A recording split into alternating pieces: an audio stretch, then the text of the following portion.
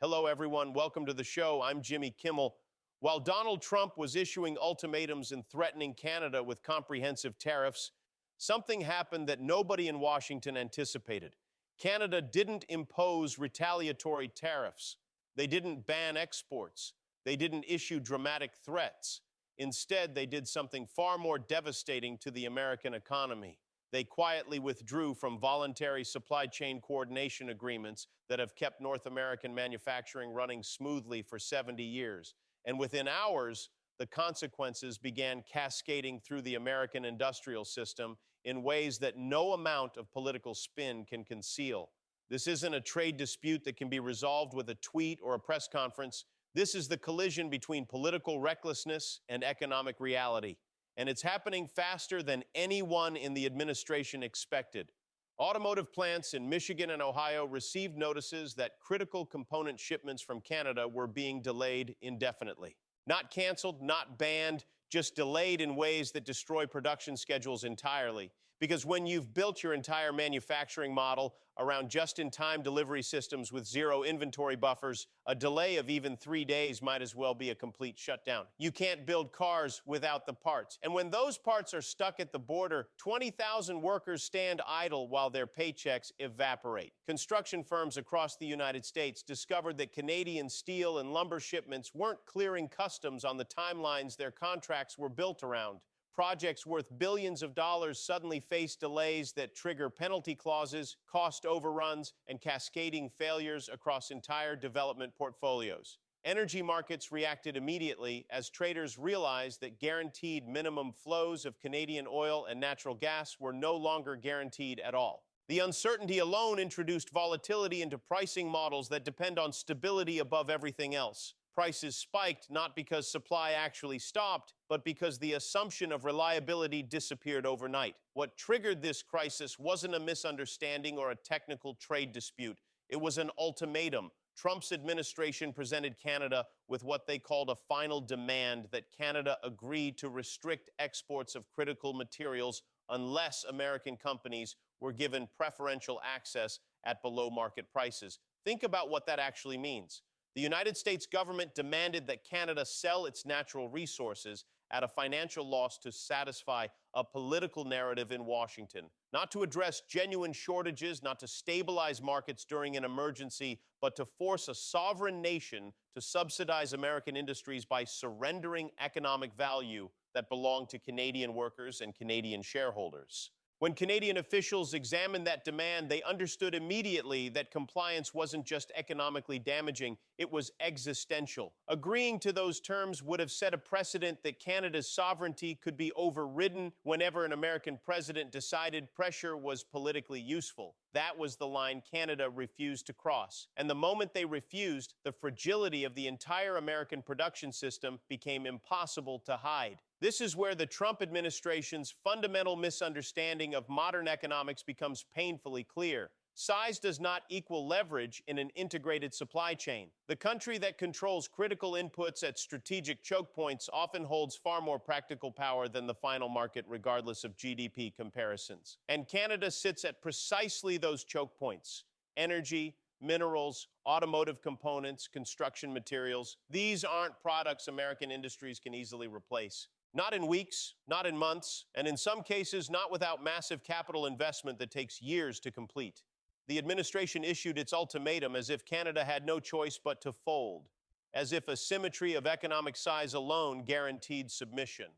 But that assumption ignored a basic reality of modern manufacturing. It's a fragile choreography where one missing component can idle an entire facility employing thousands of workers. As the disruption spread through the American economy, something unusual started happening in corporate boardrooms. Executives who had remained silent through previous Trump trade threats began making frantic calls to Congress and the White House, not to debate ideology or political strategy, but to explain cold operational facts. Factories would shut down within days. Workers would be furloughed by the tens of thousands, and competitors in Europe and Asia who weren't dealing with this self-inflicted chaos would permanently capture market share that American companies would never recover. These weren't hypothetical warnings designed to influence negotiations. They were accompanied by hard data, inventory counts, production timelines, contractual obligations that couldn't be met. The numbers showed exactly how little margin for error exists in the current system when a trusted supply partner suddenly becomes unreliable. The U.S. Chamber of Commerce issued emergency statements. Manufacturing associations released projections showing hundreds of thousands of jobs at immediate risk. Industry coalitions that typically avoid direct political confrontation began publicly demanding that the administration reverse course before irreversible damage occurred. And suddenly, the consequences of treating trade policy as performance art became impossible to ignore. Because when a factory stops operating, there's no narrative that fixes it. When a worker gets sent home without pay, there's no slogan that covers the mortgage. And when energy prices spike because supply certainty evaporates, American consumers feel it immediately in their heating bills and at the gas pump. What makes this moment particularly dangerous is that it follows a predictable pattern we've seen repeatedly. Threats issued without exit strategies, whether it was tariffs on China that ended with American farmers requiring government bailouts, or border threats against Mexico that nearly shut down automotive supply lines before business pressure forced a humiliating retreat. But Canada is fundamentally different from those previous confrontations. The level of economic integration is deeper.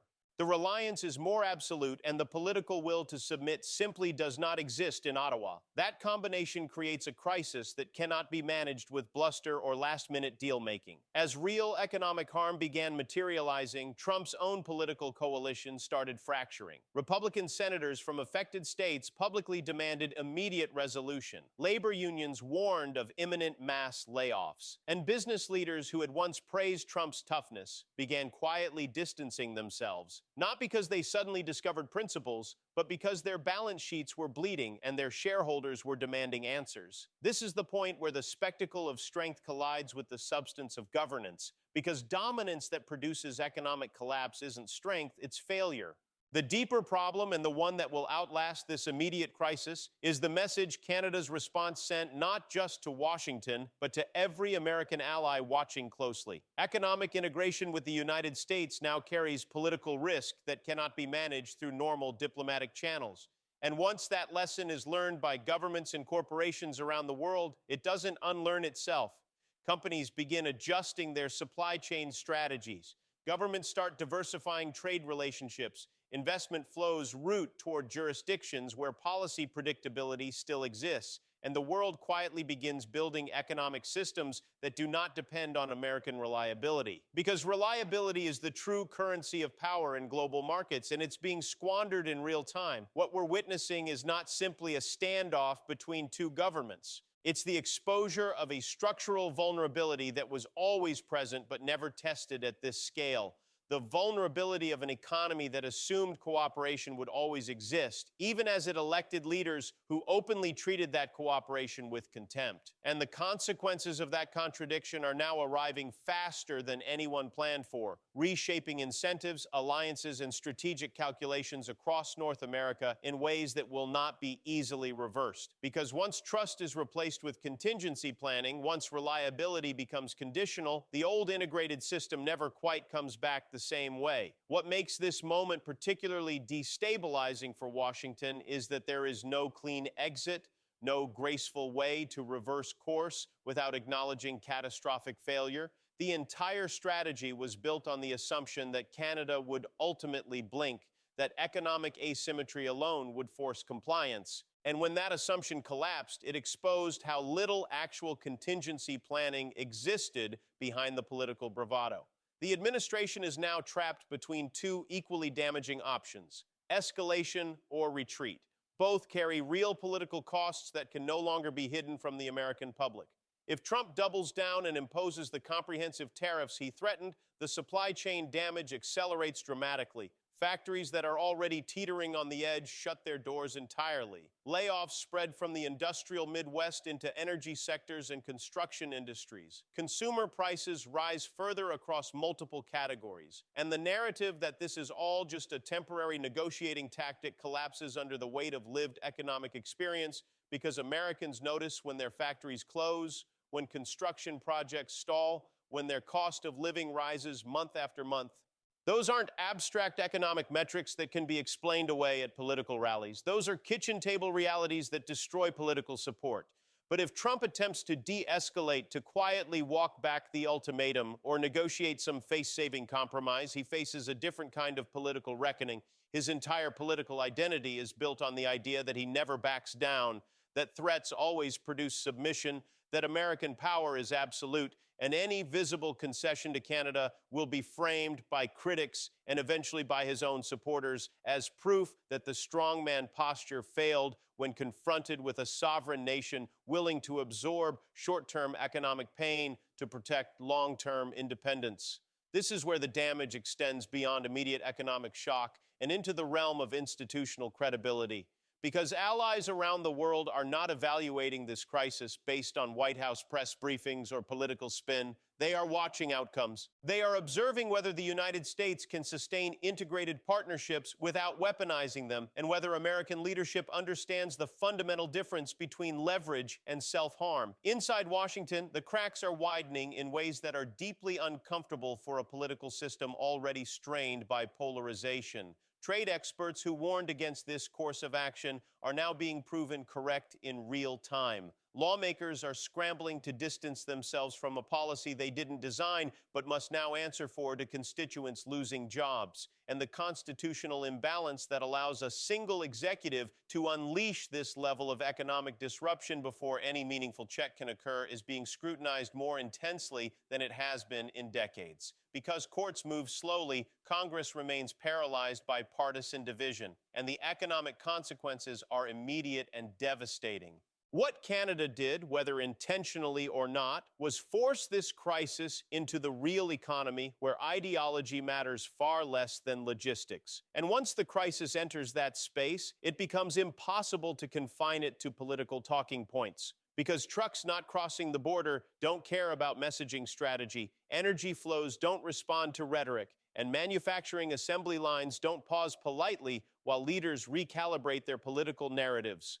The most consequential effect of this confrontation may not be what happens in the next week or next month, but what happens quietly afterward. American companies are already beginning to redesign their supply chains to reduce exposure to political volatility, sourcing components from alternative suppliers, even at significantly higher cost, building redundancy and inventory buffers instead of pursuing maximum efficiency, shifting long-term investment toward jurisdictions where policy predictability still exists. And once those corporate decisions are made, they rarely reverse. The integrated North American economy that took generations to build begins to fragment, not with dramatic announcements or headlines, but with thousands of quiet recalculations made in boardrooms across the country.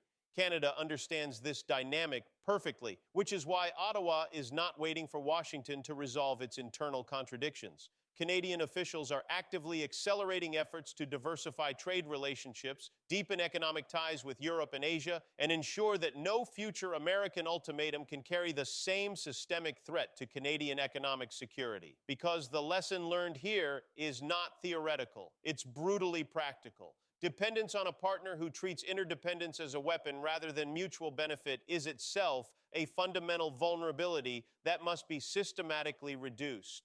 American allies are learning the same lesson, drawing conclusions that extend far beyond Canada.